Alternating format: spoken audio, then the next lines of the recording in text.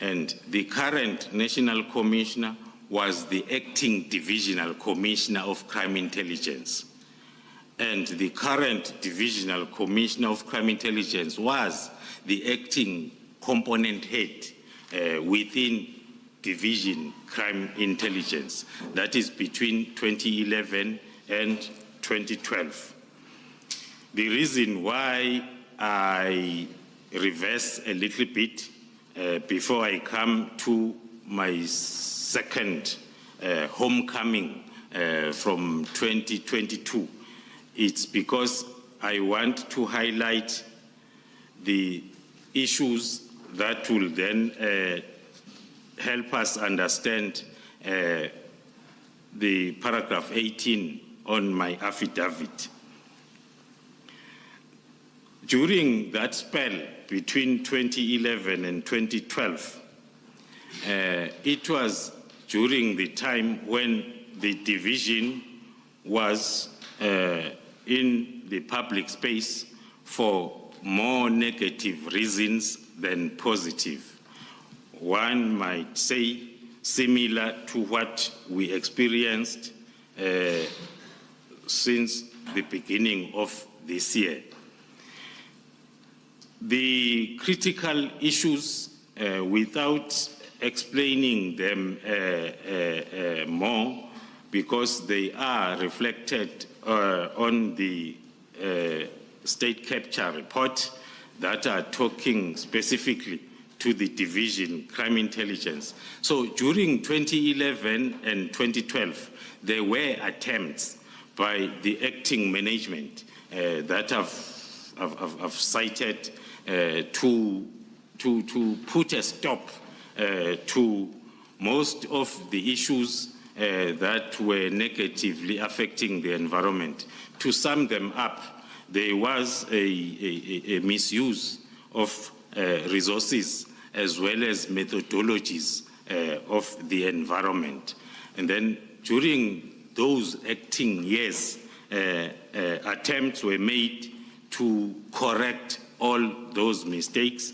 If I may refer to the testimony by the then acting National Commissioner who came before this commission as the Provincial Commissioner KwaZulu-Natal and expanded more on the happenings and experiences in relation to crime intelligence during those acting periods.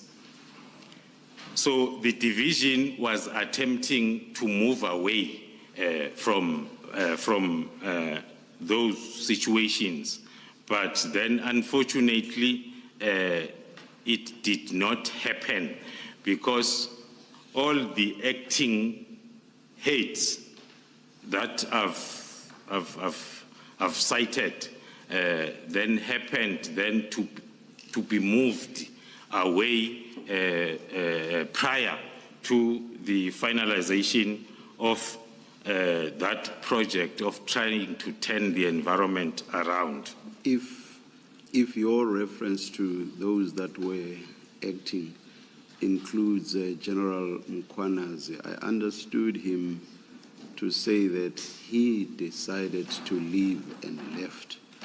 And you have said those that were acting were moved.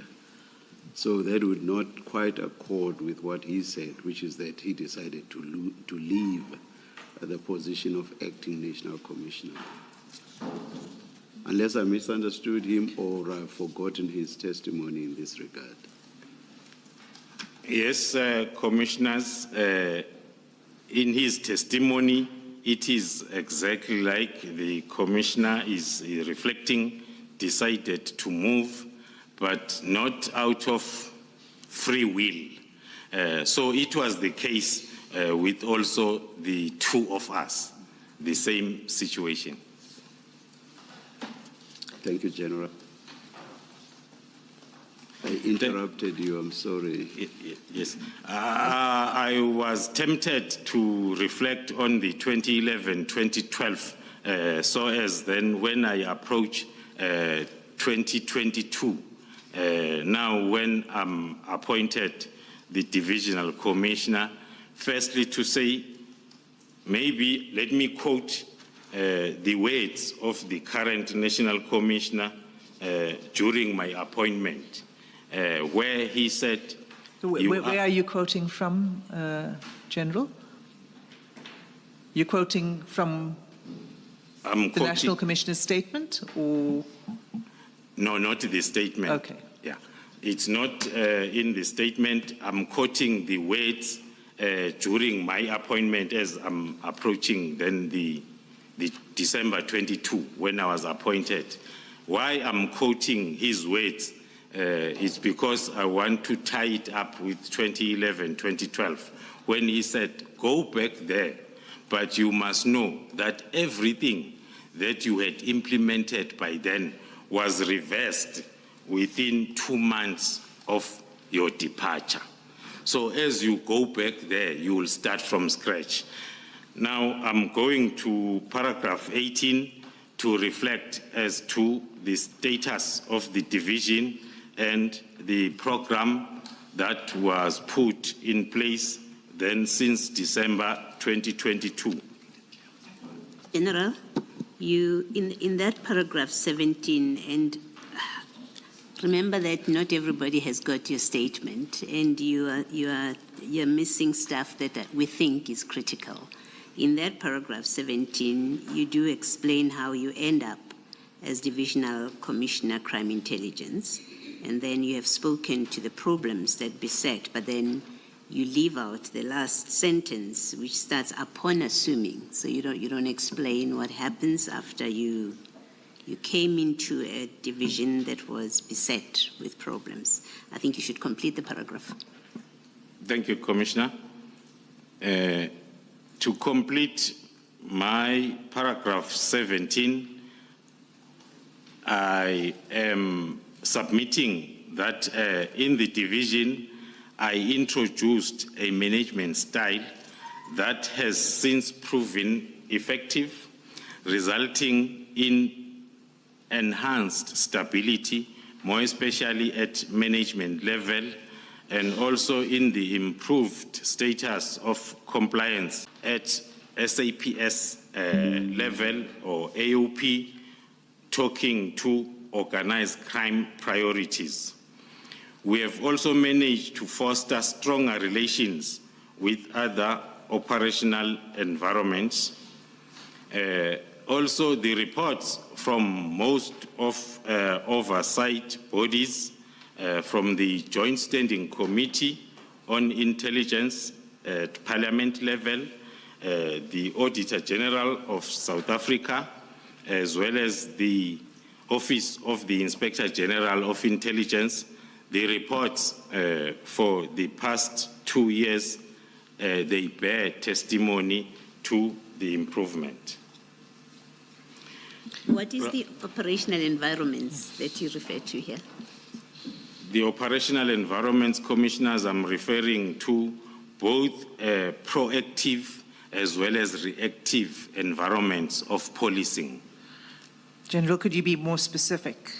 So if you're talking about reactive environment, are you talking about prosecution environment, or to be more specific? To be more specific, Commissioners, the proactive environment refers to what is normally known as visible policing, crime prevention, and then the reactive normally talks to the investigation of crime, because our main purpose as crime intelligence is to provide actionable intelligence to both of those environments, then to effect successful policing. In paragraph 19, in closing on the discussion of my role within crime intelligence, the examples that I've highlighted, they just highlight the broader scope of my contribution in the service, in the South African Police Service, in line with the Constitution of the Republic as well as the South African Police Act. Throughout my tenure, I have sought to distinguish myself by delivering service of particular meritorious as well as exemplary nature, which is characterized by being resourceful, also characterized by correct leadership as well as profound sense of duty. Thank you, Chair. Thank you, General. You probably come to that conclusion a little soon because you continue to set out a bit more of your background and your leadership role. But I think that the contents of paragraph 19 are understood.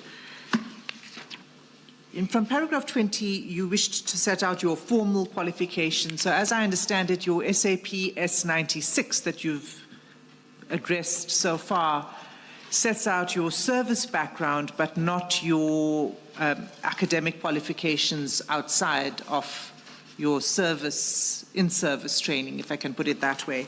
Is that correct? That's correct, Commissioners. Okay, so can you describe for the Commission your formal qualifications? The formal qualifications that I possess are the Bachelor of Arts in Policy Science with the University of South Africa, as well as the Certificate in Refugee Law and Humanitarian Support, still with the University of South Africa, and also the certificate from the George C. Marshall for the European Center for Security Studies. The program there was the Security, Stability, Transition and Reconstruction that I attended then in Germany. And the copy of my CV is attached as SDK 2. Thank you. Can you then turn to the next chapter, which is your role within the SAP's leadership? And if you could just focus for now on paragraphs 22 to 26. Thank you, Commissioners.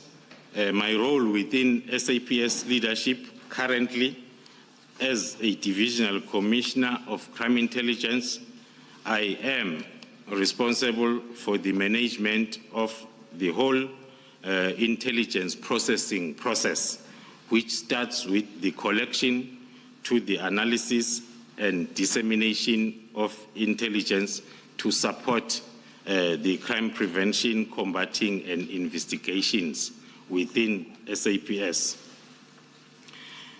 This role, it involves overseeing the gathering component of the intelligence processing, as well as the analysis component and the distribution within our distribution centers.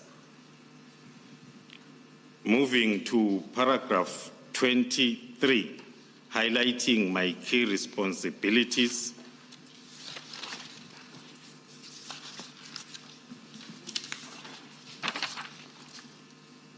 My responsibilities are firstly in terms of the National Strategic Intelligence Act. Those are the responsibilities of any divisional commissioner of crime intelligence within the South African Police Service. In other words, the appointment or the incumbent of the office of the divisional commissioner is firstly in terms of the Constitution of the Republic, Section 2010, which gives then the powers, the functions, and the monitoring of intelligence services in the country, including those services, intelligence services of the South African Police Service. And then coupled with the Constitution, as I've referred, there is Section 2(3) of the National Strategic Intelligence Act of 1994 that provides for the establishment of the SAPS crime intelligence to gather, to correlate, and to evaluate the intelligence in support of the functions of the SAPS. Before I proceed with the list of the key responsibilities from paragraph 23.1 to 23.8, Commissioners, as I go through the responsibilities, I felt that I need to explain the modalities of accountability within the environment. I referred to the environment as established in terms of the Constitution as well as the SAPS Act, and also in terms of the National Strategic Intelligence Act. That then will tell us that the SAPS crime intelligence accounts for both overt-related activities together with all other South African Police Service divisions to the Portfolio Committee of Police in Parliament, accounting for Program 4 of the South African Police Service. And the very same division, because of its establishment under the National Strategic Intelligence Act of 1994, together with other intelligence agencies, it also accounts now for covert-related activities to the Joint Standing Committee on Intelligence, also at cabinet or parliament level. Going back to my responsibility as listed on paragraph 23 of my affidavit, first one is the intelligence management that talks to the whole intelligence cycle from collection to analysis as well as dissemination. The second responsibility talks to the strategic oversight, where the environment is expected to collect and package strategic intelligence for the provisioning of such intelligence to the National Intelligence Coordination Center, together with all other intelligence agencies. The provisioning of actionable intelligence to the crime prevention and investigation, and to manage the resources, both overt and covert, and also to liaise and coordinate with other foreign intelligence agencies through the platforms that are in place, like Interpol and also the SADC region coordination of intelligence. As I've reflected, the key responsibility is talking to the dissemination or ensuring that the intelligence products are disseminated then to operational environments as well as at strategic level. The other key responsibility is to ensure compliance with legal requirements, both on Program 4 or within SAPS, and also the legal requirements then that are guiding the intelligence agencies of the country, and to ensure that there is support services then that is looking after all operational environments of the division. You can continue. In explaining those key responsibilities, Commissioners, one will then deduct that it means crime intelligence remains the cornerstone of SAPS operations.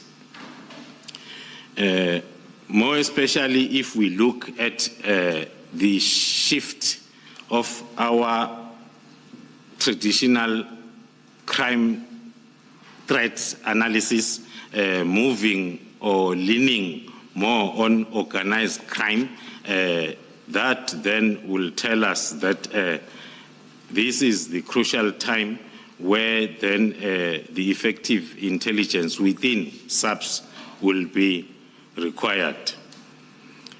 Without getting into details on paragraph 25, I am indicating that crime intelligence utilize both conventional and unconventional methods in terms of collecting intelligence for operational purposes. In paragraph 26, also, which is in line with my conclusion, as per the previous stanza on my affidavit, my extensive experience within the division crime intelligence is positioning me to address the critical issues, more especially that are referring to the infiltration of both the division as well as the South African Police Service by criminal cartels. Having served in these key leadership roles and also managed sensitive intelligence operations, I've gained in-depth understanding of sophisticated methods that are applied nowadays with organized crime groupings to compromise the operations of South African Police Service as well as the operations of the division itself. This background allows me to identify vulnerabilities in advance and then implement the most effective countermeasures, and also because one of our responsibilities as the division crime intelligence is to implement counter-intelligence measures that are directed towards protecting the operations of the South African Police Service from both the internal within SAPS and outside of SAPS from making our operations then unsuccessful. You mean the internal and external threats to the work of the SAPS? Yes, Commissioners. It is very unfortunate, Commissioners, that nowadays these 2 points of threats are more made possible with the strength of the internal part. The interventions in the SAPS have never been so important like nowadays because of the level of threats that are from within the department or the organization itself. On my next part of the statement, I will be focusing on the PKTT, its establishment, expanding on its working model as well as successes, and also to demonstrate the reasons related to the ineffectiveness that have never been seen before or made to be ineffective of the political killings task team as a reason for its disbandment. Thank you, Chair. General Khumalo, before you turn to the establishment of the PKTT, when you speak of the threat being so pronounced, is that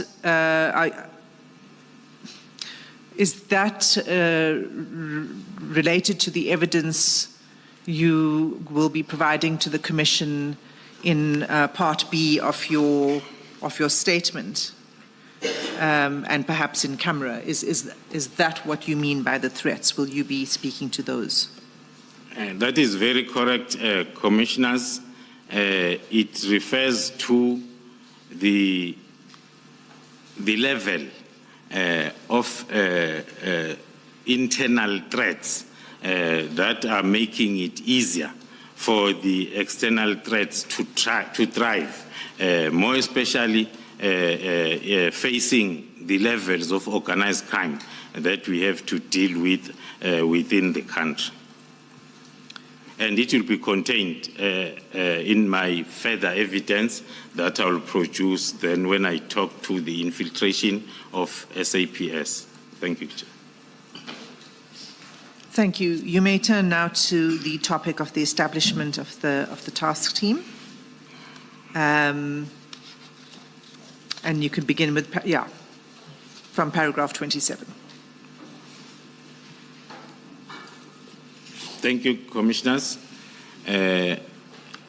Talking to the formation of the political killings task team, the background thereof was placed before this commission by the National Commissioner as well as the Provincial Commissioner of KwaZulu-Natal, and I can confirm that the political killings task team was established at a time when then these political killing incidents were increasing in KwaZulu-Natal during the period leading up to 2018, roughly from the year 2011 up until 2018, when then there was a need for the establishment of this political killings task team. Following the directive by the President of the Republic when establishing the interministerial committee that was specifically mandated to ensure that there is accountability for these politically motivated incidents. The IMC then was established by the President, which was made up of the ministers from the State Security Agency, the Defense and Military Veterans, the police, as well as Justice and Correctional Services, which by then was still a one department. The IMC was chaired or led by the Minister of Police, who was then, during the time of establishment, General Begicele. The IMC was mandated, as I've said, then to ensure the accountability for these incidents, but most importantly, to ensure that there is corroborative effort between the national as well as provincial governments in terms of dealing with these issues.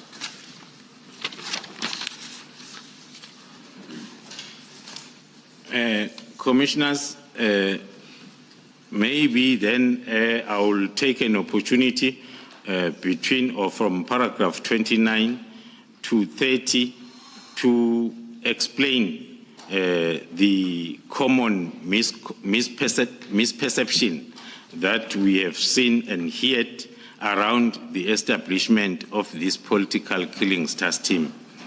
There is a perception that talks to this political killings task team as formed as part of response to the findings of the Moerane Commission of inquiry into political killings in the same province of KwaZulu-Natal, which is not the case or not correct. As far as I recall, more especially as I was part of the initial stages of the political killings task team in July 2018, the Moerane Commission findings were only published in 2019, when the political killings task team was in place or established already. As I've indicated, the processes of establishing the political killings task team started in May 2018 with the planning and also putting together the resources that will be utilized. Hence, then it commenced its operations in July. Of course, the Morano Commission had findings that came after the team was already established.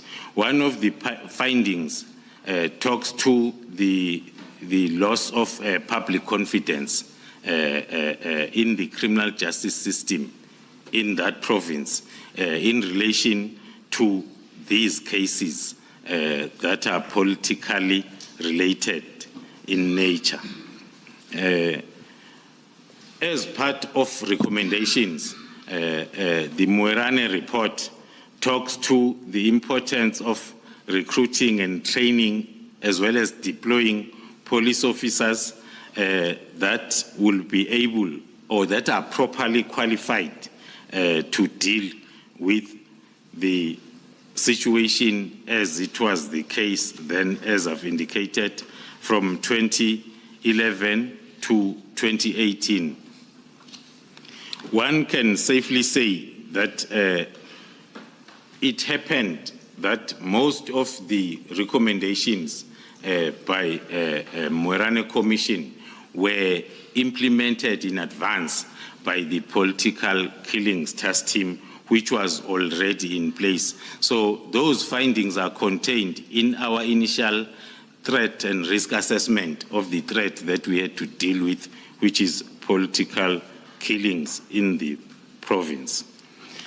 General, did the Moerane Commission, did it consider the work of the PKTT at all, or the PKTT as an organization at all? One can speculate, commissioners, that it did because the political killings task team was already in place when then the commission was still continuing. There were participants to the commission that were also part of the political killings task team leadership at strategic level. Thanks, General. Would it be correct then to say that the extracts that you've quoted from the Commission, from the Moerane Commission, resonated with what you were observing in your leadership role as the PKTT? Would that be correct? Yes, Commissioners, that will be correct. As we moved along implementing our concepts within the political killings task team, we were also putting the Moerane Commission findings and recommendations on the table, so as then we can see that we are not off track. There are areas that are talking to the recommendations of Moerane Commission that were implemented after the Moerane Commission's report. Thank you. Can you go to paragraph 31 then, to 34, where you speak about the constitution of the PKTT?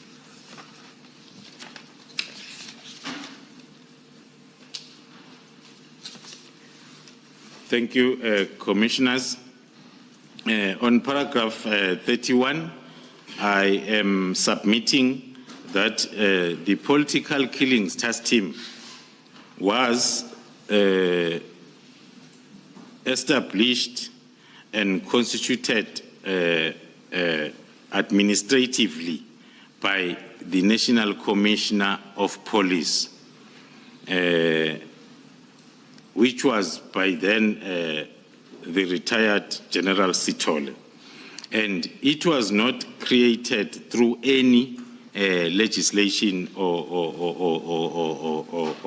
regulations.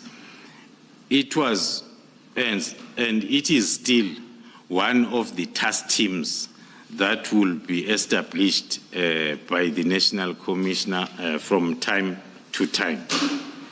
It was established as an ad hoc intervention to deal with the threat of political killings in the province, focusing in the province of KwaZulu-Natal.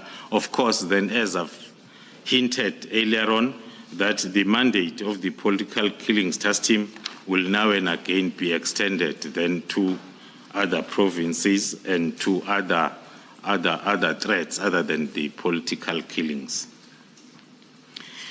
On paragraph 32. Can I just check something with you, General? Does that apply to all other task teams that you are aware of? Are they usually established by a national commissioner and not, say, by ministers? That is correct, commissioners. The task teams, maybe before I get straight to the question, let me refer to the background of this particular political killings task team. There was a provincial task team that was in place in KZN dealing with the same matters, which was not established by the IMC. It was established by the provincial commissioner in consultation with the national commissioner. By then, it was provincial-based and using the provincial resources. Then, when the matter or the issue of political killings caught the president's eyes or the national level eyes, that is when then the president appointed the IMC, because the province as well as the provincial subs seemed to be failing to address the problem. Hence, then, when it was escalated to national, it was the national commissioner who had to establish or upgrade the provincial task team to the national task team, which was going to be overseen by the IMC that was established by the president. The question, more pertinently, as I understand it, is whether other task teams were also set up in the same way by the national commissioner. Yes. I see that it's 11 o'clock. General, I trust that you will remember what the question was and respond at 11:15, or Advocate Hassim will repeat the question. Let us adjourn until 11:15.